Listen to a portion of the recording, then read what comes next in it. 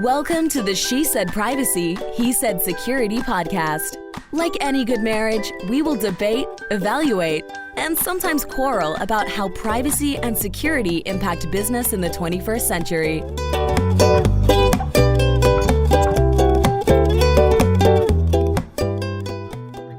Hi, Jodi Daniels here, and I'm the founder and CEO of Clover Advisors, a certified women's privacy consultancy. I'm a privacy consultant and a certified informational privacy professional, and I help provide practical privacy advice to overwhelmed companies. Hi, I'm Justin Daniels. I am a cybersecurity subject matter expert and business attorney. I am the cyber quarterback helping clients design and implement cyber plans. I also help them manage and recover from data breaches. I also provide cyber business consulting services to companies. We have John Corcoran here, who has done thousands of interviews, and we have flipped the script, and he'll be interviewing us today. John, take it away. All right, Justin and Jodi, it's a pleasure to be with both of you here today. And in this episode, we're going to be talking about smart cities. What are they? How do you deal with them? What are some of the privacy concerns that we have about them? So we're going to talk all about that. But first, before we get into that, this episode is brought to you by Clover Advisors, which helps companies to comply with data privacy laws and establish customer trust so they can grow and nurture integrity. Clover Advisors works with companies in a variety of fields, including technology, SaaS, e-commerce, media agencies, professional services, and financial services. In short, they use data privacy to transform the way companies do business. Together, we're creating a future where there is greater trust between companies and consumers. To learn more, you can go to redcloveradvisors.com, or you can also email info@redcloveradvisors.com. All right, guys, so let's launch into this topic of smart cities. It's a term many of us have heard of, probably a lot of people not sure exactly where does the line between an existing city and a smart city start. So, Justin, I want to start with you. Can you define for us, what does this term smart city mean? Well, when I think about a smart city, I think about the use of technology to make a city more productive, more efficient, and easier for its citizens to access it. So think about transportation and how technology could be used to have better traffic and how the traffic lights might be done differently, or how you might use things such as drones to make more efficient transporting products and services within the community. Okay, well, those sound like all really positive things, but I imagine there is a flip side to that. So Jodi, let me turn to you. What are some of the privacy concerns that we should all be aware of when it comes to the development of these smart cities? Well, it all goes back to what I'm always talking about, which is what data is being collected and how is it being used. So if I'm standing in a public area and there's some cool gadget that's going to monitor and collect information, does it have a picture of me? Does it have a picture of my car? Does it know what I've done? Can it connect to my phone? What kind of information will it have? And so then, okay, so let's say it had my license plate. Great. Well, what does it do with it? Does it just keep it in a nice little filing cabinet for posterity? Or is it going to match it up to something else? Or did it even get that information kind of by accident? Because what it was really trying to do is figure out how many cars it was going through. But it didn't. The only way to do that is because it captures the license plate, but doesn't really even want a license plate, if that makes sense. Yeah. So it's really all going back to the understanding of data collection. What data are we collecting? And how is it being used? And what sorts of categories of data are you seeing being collected these days? It sounds like photographs, video, personal information. Yeah, well, some of the other newer ones are going to be biometric information. So eye scan, fingerprint scan, facial recognition, things like that. And Justin, I'm sure you have some others. I think the other kinds of data would be what route you travel to work, where you are at a particular certain time and day during your workday. So you can use one piece or multiple pieces of data to really construct where each one of us goes and what we're doing all day. And we may not even realize it at the time that all of this data is being collected and can be put together to create this kind of roadmap as to where we are, where we're going, and what we're doing all day. So, for example, if, to use your example, the route we drive to work, if you had let's say a very contentious custody battle between two parents and that information was public, the other spouse could find out what route they're driving to get to work. Is that the sort of thing that might arise from this type of situation? Or think about the route they may be driving to go see their not spouse while their spouse isn't aware of it. Or you could have a situation, and I've seen this happen already with attorneys that I've talked to, is if you have smart devices all over your house and you're living with someone and you're mad at them, you might put on the smart device when it's like really hot and turn the air not down but up. And there's cases where people have done that because they're mad at somebody, and why get mad? You can just get even by doing something like that, utilizing smart technology. Mm-hmm. And so we need to think about what data is being collected. And then the other piece, or the next piece, is what should be shared, what shouldn't be shared. So Jodi, turning back to you, share with us our thoughts on, what should be shared, what shouldn't be shared, what our expectations are here. Well, that's a key question around expectations. So if I'm in a public area, is the expectation that it's public data or that it's private data? That's kind of the quintessential question. You go to an event, someone's taking a picture. Was that a public picture with you in it, or was it a private picture, right? And the other piece to sharing is then who it's going to. So are these going to go to vendors or service providers that might be doing something else with the data? Maybe they're going to help us analyze it. And so they need that information. How that company is going to use it's going to be very different. And our concerns are going to be making sure they only use it for what we sent it to them, and we want a strong contract in place. But do we share it to some other? Maybe we're going to participate in a research study, and who else is going to have that information, and are they going to take that and match it with somebody else? So it really goes back to kind of that use piece, and connected to all of this is how do you inform somebody about how this is all going on?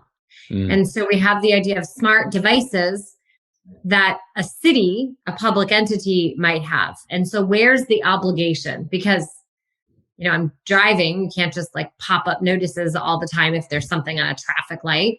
We've had cameras up before. And so those, you kind of just had to know, or you'd go to a central place to be able to learn what was being captured in those. So it's kind of an interesting challenge of how many devices, and then how someone learns about what's actually happening in a language someone can understand. See, the dog.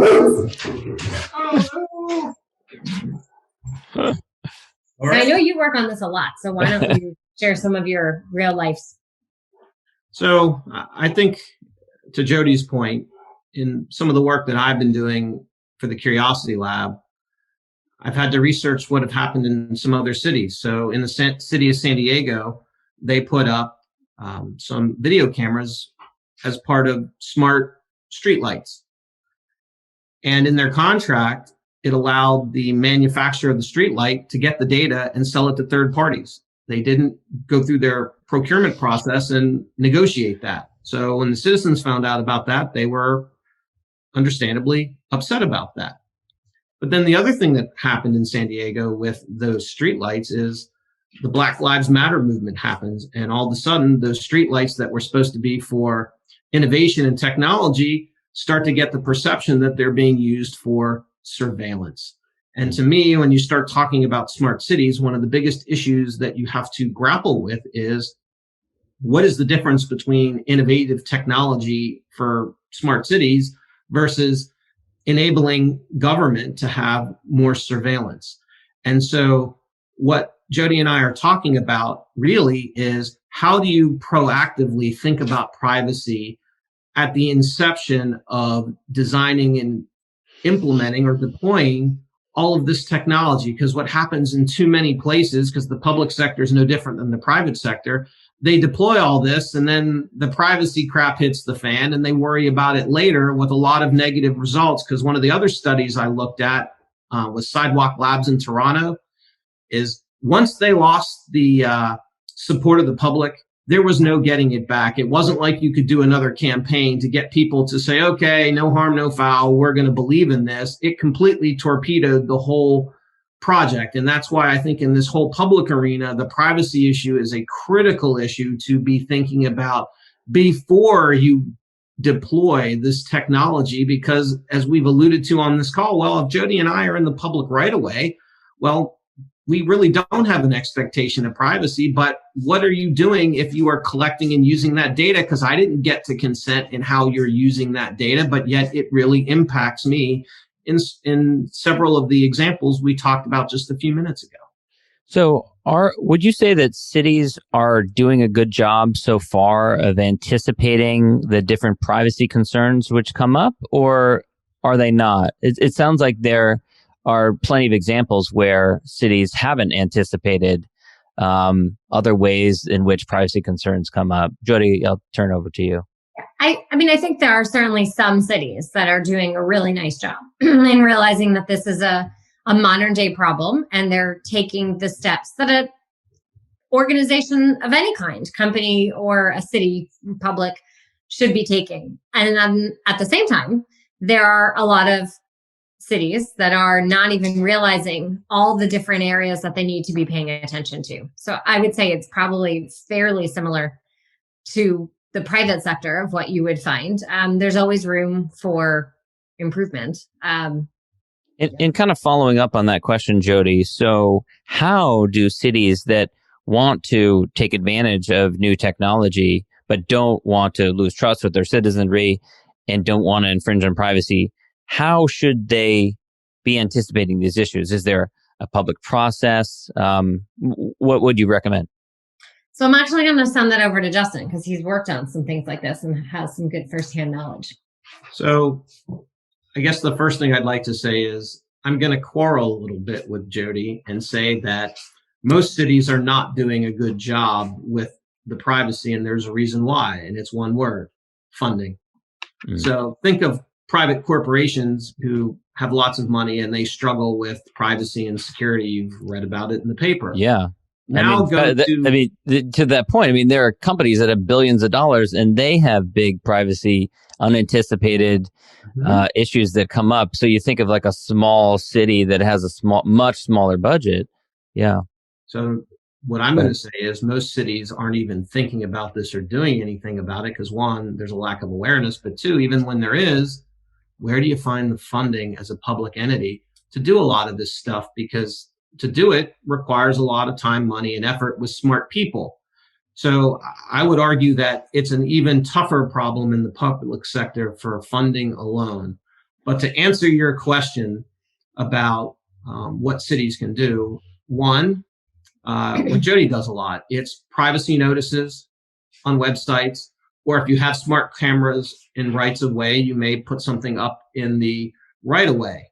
But the other thing is, and this is where I think this is going to be more of a societal thing that we're going to have to talk about, is maybe if you do collect data in the right of way, maybe it's only used for maybe a research project. It's not used to commercialize the data by selling it to third parties. Maybe as a city, you have an open city council meeting and say, hey, we want to implement that. You hear from citizens and you put in place a set of privacy principles that talk about transparency and other things. And then, as Jodi will tell you, you can't just have a policy because it doesn't matter what you say, it matters what you do. And what you say has to be consistent with what you do. And so that's really where it comes into play, is you've got to decide, what are we going to do, and do it.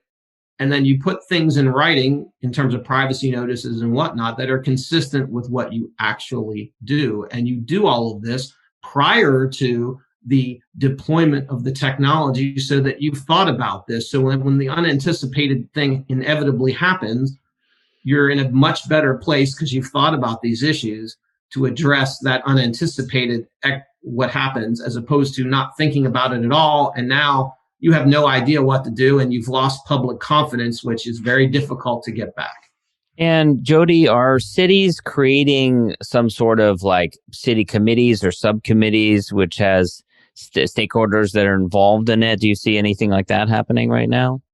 Not really. I mean, it's maybe the person who's aware of, oh, I should pay attention to privacy, putting their privacy hat on, or putting their hat on of recognizing I need to get more information on this or speak to experts and bring in the right people. But a committee, I haven't really seen a whole lot of committees taking place. What I would offer is that anyone who's embarking on this, the stakes to me are extremely high when you have taxpayers. Right? No one wants to lose a customer. But if I lose a customer, me as the customer, I can go find another company to go get my item. But I can try and lure them back. Here, you're going to have really angry taxpayers who might try and vote you out of office, of whoever's in office that might have been responsible. But this is the place that they live. This is their society. This is their home. This is very different information than whatever company I might have given it to. So the public trust that Justin was talking about, I think to me, the stakes are extremely high when it comes to, my home, my area, where my tax dollars are going to, because I can't control where tax dollars go. Only with my vote is how someone can control. I can absolutely control if you do something and I don't like, I'm just not going to use you as a company anymore. Yeah. And Justin, you mentioned a second ago, privacy, practices, like a kind of a template or something. I know you've been involved in these sorts of things, but are there templates being developed that especially for smaller cities that don't have the resources, where they can put in place a set of best practices so that on at least on the guideline side, as opposed to the committee oversight side, they have something in place? Or are smart cities so dynamic and changing that it's hard to create something like that that's templated and that's not customized and that's a set of best practices? So I know that NIST, which is called the National Institute in Standards and Technology, which is a government organization, is trying to come out with some standards that do apply to smart cities. You can put together some principles like transparency and some other things.